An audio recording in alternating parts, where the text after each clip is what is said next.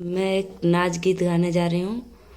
आप लोग को ज़रूर पसंद आएगा और कमेंट बॉक्स में बताना मेरा नाच गीत कैसा लगा।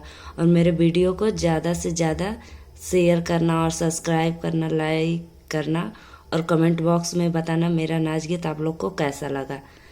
भगवान दे दाला नवा लोग वतनवा मारना, भगवान दे दाला नवा लोग वतनवा मारना।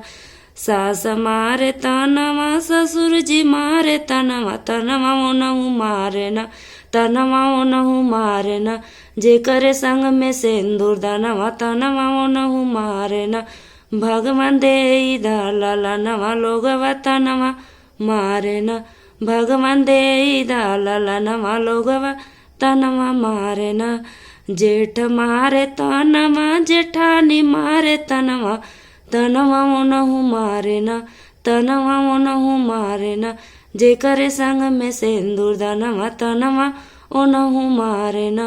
भगवान दे दाला नवा लोगवा तनवा मारना, भगवान दे दाला नवा लोगवा तनवा मारना।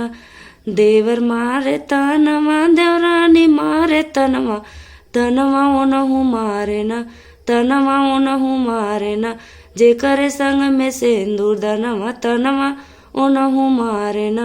भगवान दे दाला नवा लोगवा तनवा मारना, भगवान दे दाला नवा लोगवा तनवा मारना। ननद मारे तनवा नंदोई मारे तनवा, तनवा ओनहु मारना, तनवा ओनहु मारना। जे करे संग में सिंदूर दानवा, तनवा ओनहु मारना। जे करे संग में सिंदूर दानवा, तनवा ओनहु मारना। भगवान दे दाला नवा लोगवा तनवा मारना। जय माता जी।